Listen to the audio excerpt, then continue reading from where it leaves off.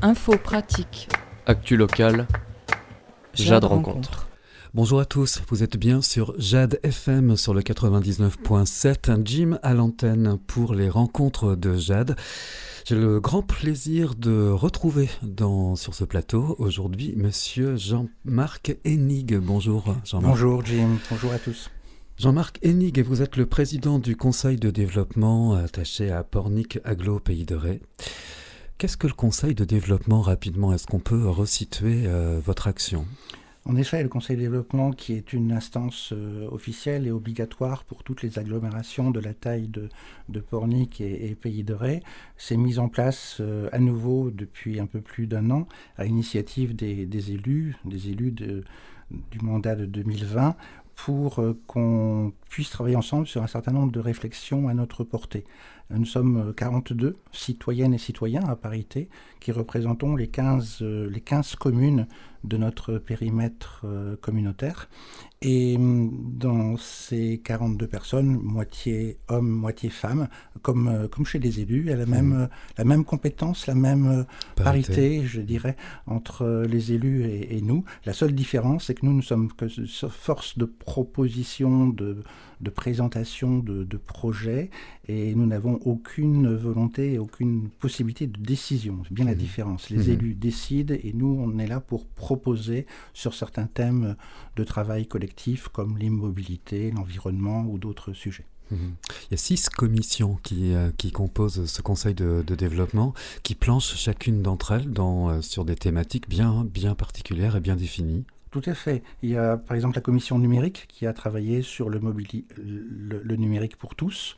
Je dirais à tous les étages. Comme on a l'électricité et l'eau à tous les étages, essayer de travailler sur le numérique à tous les étages pour tout le monde, y compris les gens qui ne sont pas équipés aujourd'hui de numérique ou qui sont encore éloignés de la phase numérique. On a une commission communication interne et communication externe en accord avec les élus. On a une commission sur le bien vivre ensemble. Nos prédécesseurs avaient fait une commission sur le bien vieillir ensemble. Nous, on a voulu rentrer dans leur même cadre, mais en l'élargissant en intergénérationnel, en pensant aux plus jeunes, en pensant à tous les âges, à toutes les tranches d'âge, pour le bien vivre ensemble, notamment dans l'habitat ou dans les occupations sociales. On a une autre commission qui s'appelle Culture du territoire et développement, qui travaille sur la notion de patrimoine intercommunal, et non pas du patrimoine communal, chaque maire ayant sa propre compétence avec ses services. Et puis une autre commission sur les mobilités internes, externes.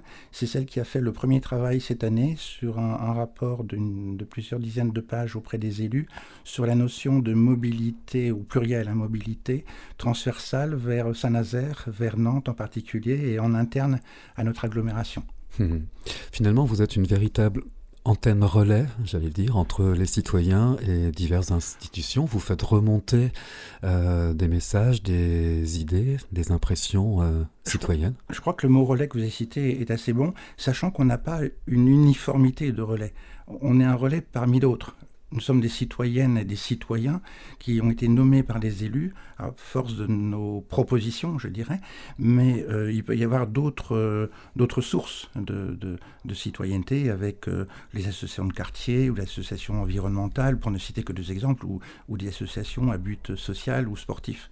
Donc on a un relais plus proche des politiques sur le vivre ensemble, on va dire ça comme ça, sur le vivre ensemble avec des thèmes au quotidien, des thèmes qui nous intéressent au quotidien.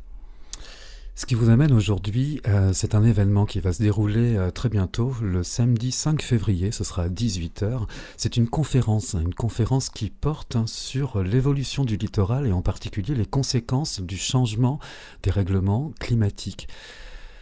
De quoi s'agira-t-il ? Alors justement, on a évoqué jusqu'à présent les 5 commissions qui existent. On n'a pas évoqué la 6e volontairement. Ouais. La 6e, c'est la commission environnement qui est en charge de réfléchir sur la gestion des risques et des ressources environnementales, mais également sur l'attractivité et la préservation de la qualité de vie, aussi bien en zone bocage, en zone prairie, qu'en zone littorale. Et dans ce cadre-là, on a eu l'idée, depuis plus d'1 an en fait, de travailler avec les autres commissions de développement voisines, notamment la Carène, la partie de Savenay, la partie de Saint-Brévin, pour ne citer que les 3 principaux voisins, sur la notion du risque littoral, du risque côtier et du risque estuarien, puisque tout est lié. L'eau de mer et l'eau de source et l'eau saumâtre sont intermélangées, on va dire, sur nos différents périmètres, que ce soit celui de la côte de Jade à laquelle on appartient, en passant par les côtes au large de la Brière ou les parties qui longent l'estuaire.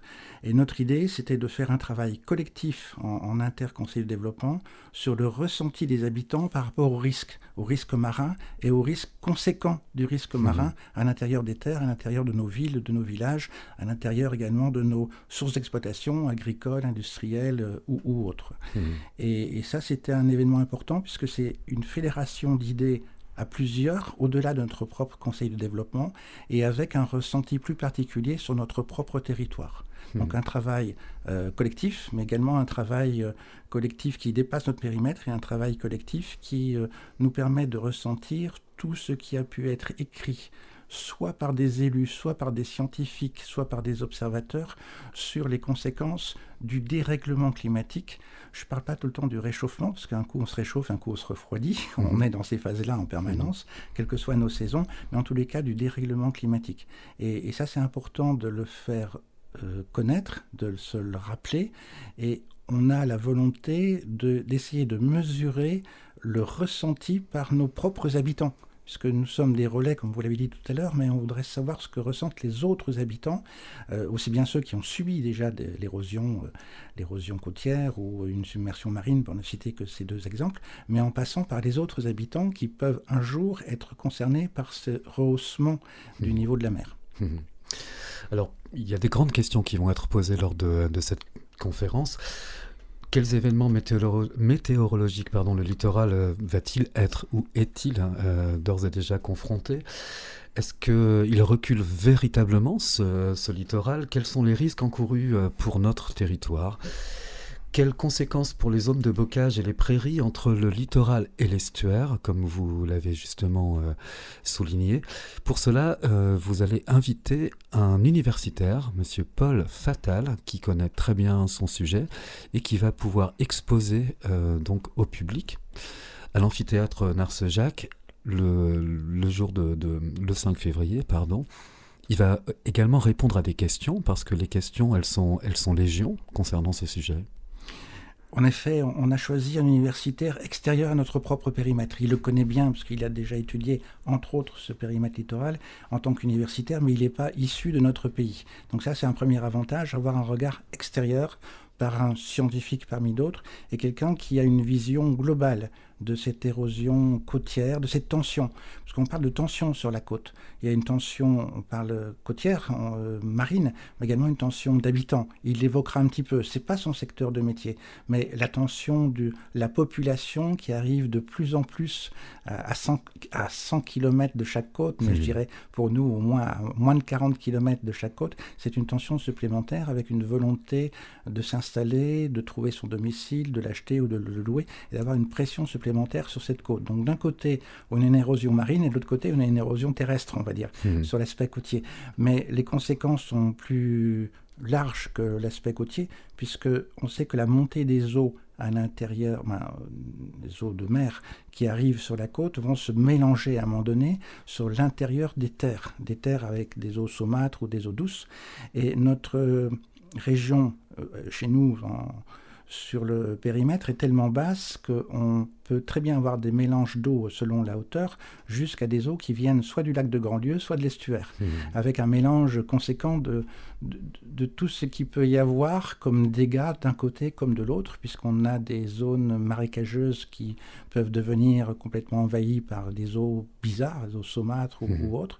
On peut avoir des zones conchilicoles sur la côte complètement noyées, brassées, détruites par cette montée côtière.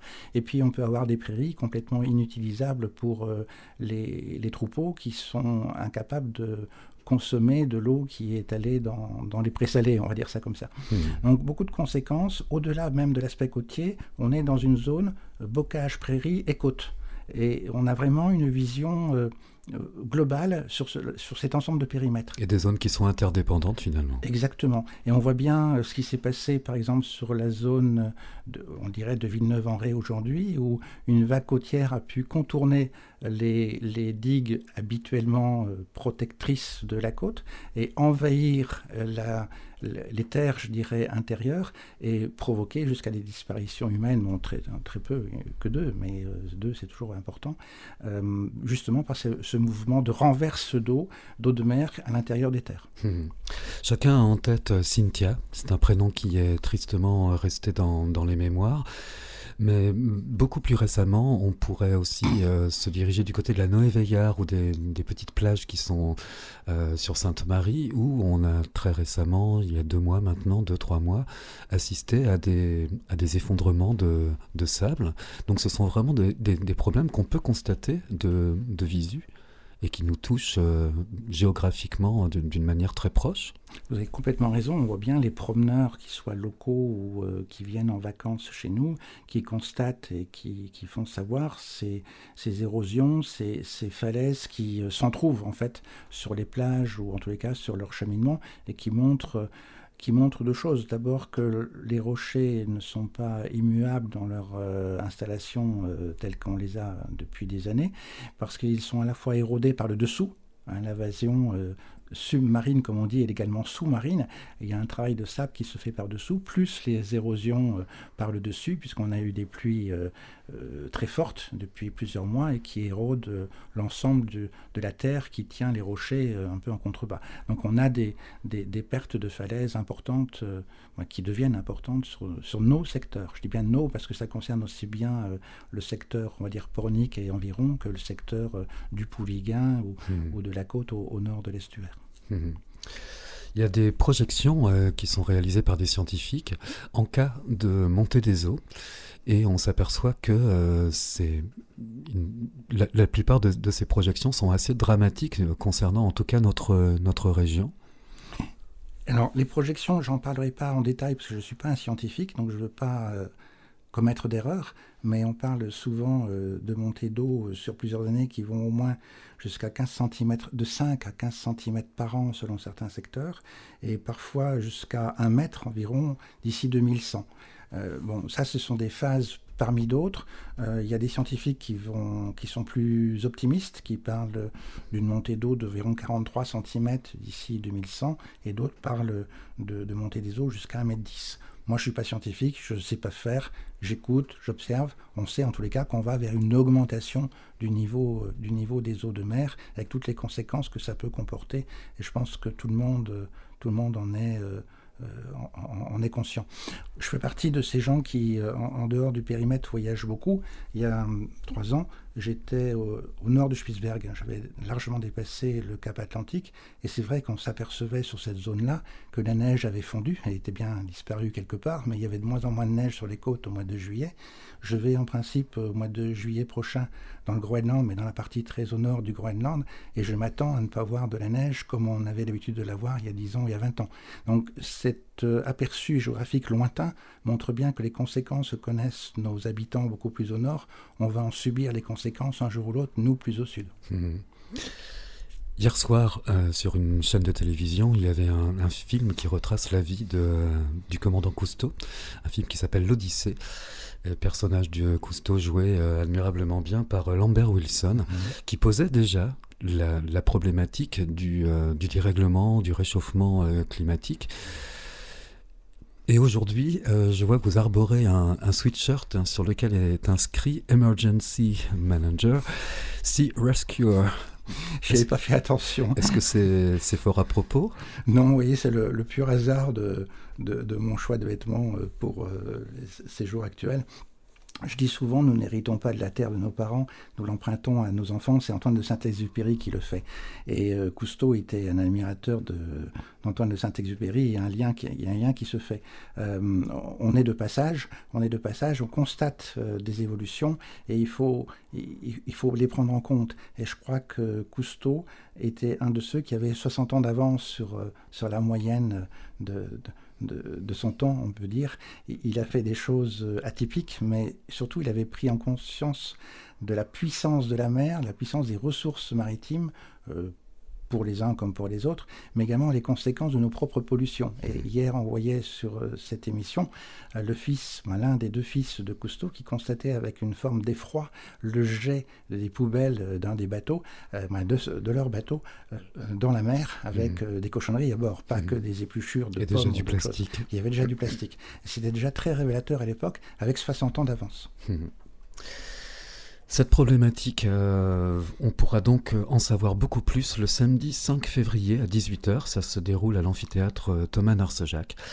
Je recevais donc aujourd'hui, dans le cadre des rencontres de Jade, monsieur Jean-Marc Hennig, qui est le président du conseil de développement de Pornic Agglo, Pays de Ré. Nous étions accompagnés dans le studio aujourd'hui de Bénédicte Lecause. Merci beaucoup. Merci à vous, merci de nous avoir entendus et merci de votre message.